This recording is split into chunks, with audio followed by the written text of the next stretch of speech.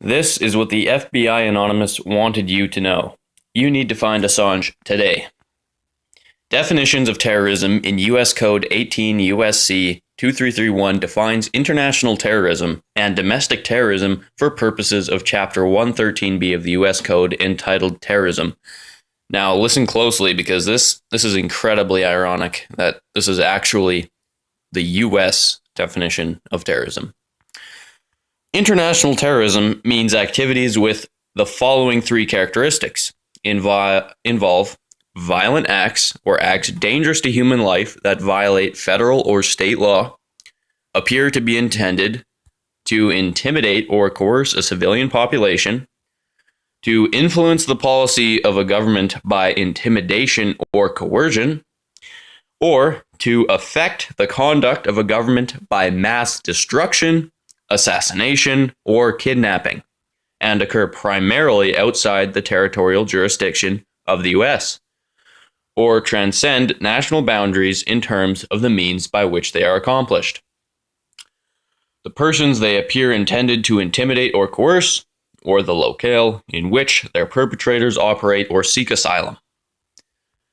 At the same time, we should return to plans to provide the FSA or some group of moderate forces with equipment that will allow them to deal with a weakened ISIL and stepped up operations against the Syrian regime.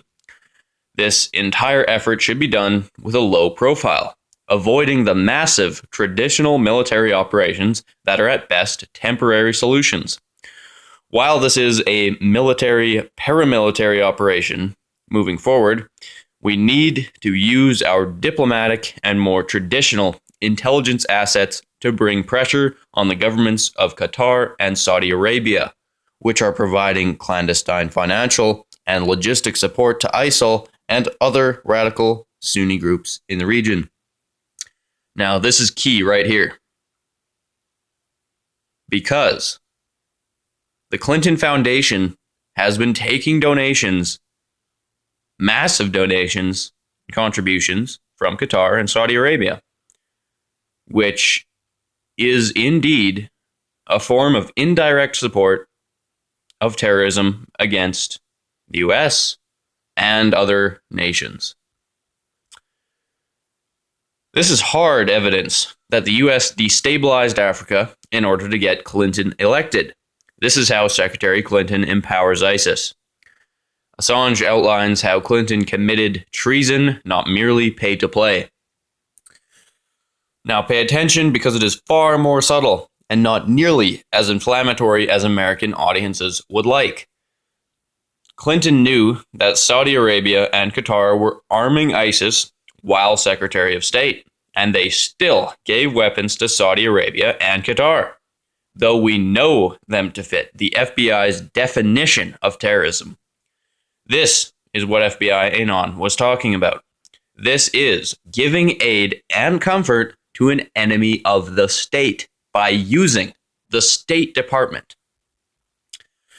Treason against the United States shall consist only in levying war against them, or in adhering to their enemies, giving them aid and comfort. No person shall be convicted of treason unless on the testimony of two witnesses to the same overt act, or on confession in open court.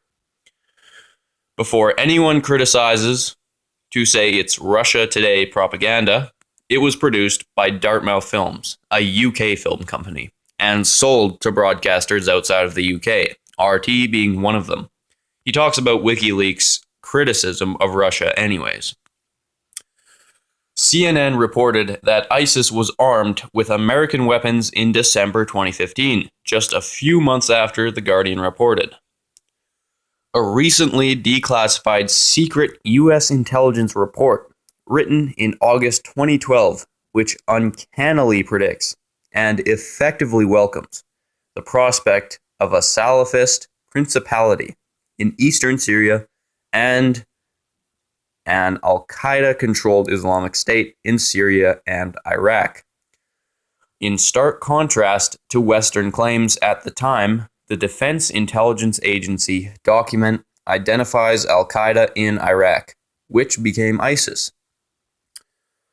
and fellow Salafists as the major forces driving the insurgency in Iraq. I don't know why I said Iraq, Syria. And states that Western countries, the Gulf states, and Turkey were supporting the opposition's efforts to take control of eastern Syria. If you are a liberal, ask yourself how you feel about Iran-Contra, and if you would want to be the one defending it for the next 50 years. Because this mass migration taking place in Europe is the biggest thing to happen since World War II. This brings us to the refugee crisis in Europe. This is projected to cost Germany alone well north of $1 trillion over the next 2 decades, a cost which would conceivably be passed on to the US because of America's insistence in supporting terrorist states. ISIS claimed responsibility for attacks on Belgium when they bombed the airport at Brussels, France at Charlie Hebdo and Bataclan Theatre, Australia, Russia, Lebanon, and others that could potentially lay financial culpability on the US.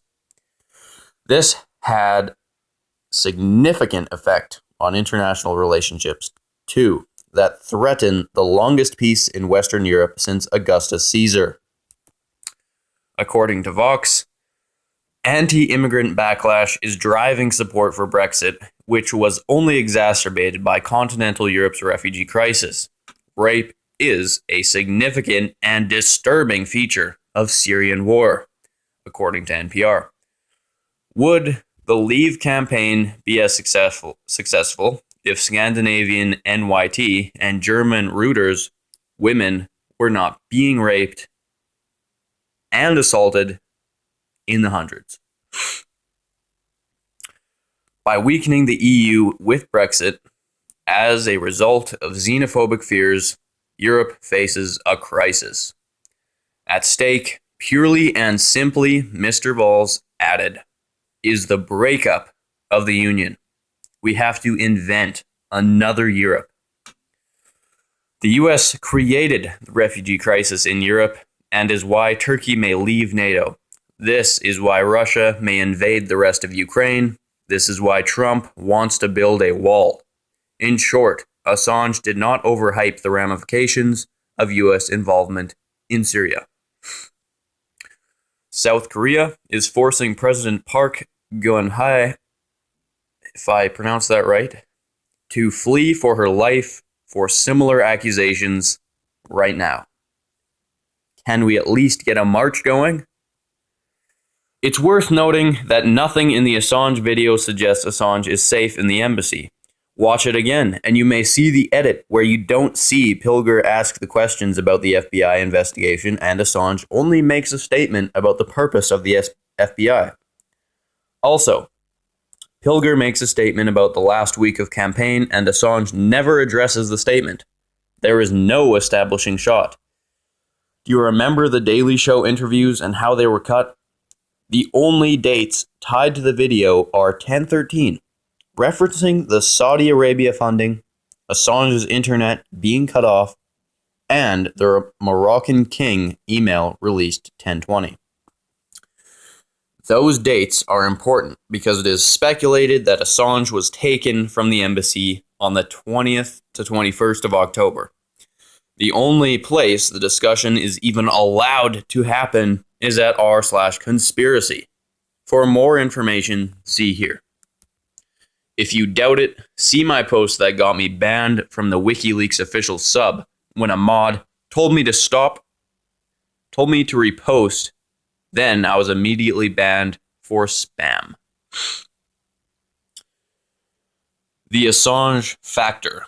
Assange wants to bring down Hillary because he knows she won't pardon him or his friend Chelsea Manning. But he is also not a Trump supporter. COG, continuity of government, wants to get Hillary or Trump elected, who would most likely renew COG, like Obama has done the past several times. They definitely don't want Bernie Sanders or Jill Stein, who would promptly throw their asses in the shit can. Why do you think Bernie was stomped out like a used cigarette butt?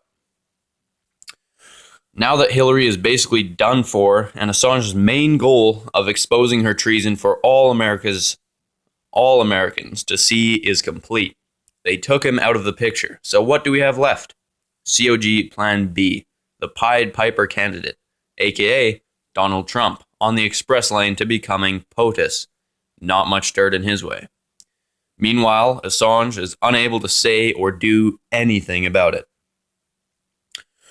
I believe this is why John Kerry, 7th Floor Group, aka Shadow Government, aka COG, forced Ecuador to cut off Assange's internet. COG was worried that Assange would interfere even further with the election and push people away from Donald Trump as well. Assange was itching to get his hands on Trump leaks. Where'd that effort go? The crickets are starting to worry. If both Hillary and Trump were pushed out, COG would either get put on the back burner or dissolved, but COG had contingency plan B in the works. Silence Assange and elevate Trump. It was even DNC's inner plan to elevate Trump. Think about it. Assange would have pushed third party if he had the chance, or possibly Bernie if he wasn't cheated out of the DNC. Conclusion? If Assange isn't allowed to interfere with the election to the point where his internet is cut off at the embassy, then why is he subsequently allowed to make a live teleconference call to CISL to discuss the election? And why is he allowed to do an interview with John Pilger and discuss the election just days before November 8th? And why wouldn't Sweden let him make a public appearance at Gavin McFadden's funeral for an hour, where he wouldn't be discussing the election? And here you can look at the article and go further into this, research it for yourself. This is all very incriminating information. Check it out. Thanks for watching. And please leave a comment, drop a like, subscribe if you find my videos informative. Thank you.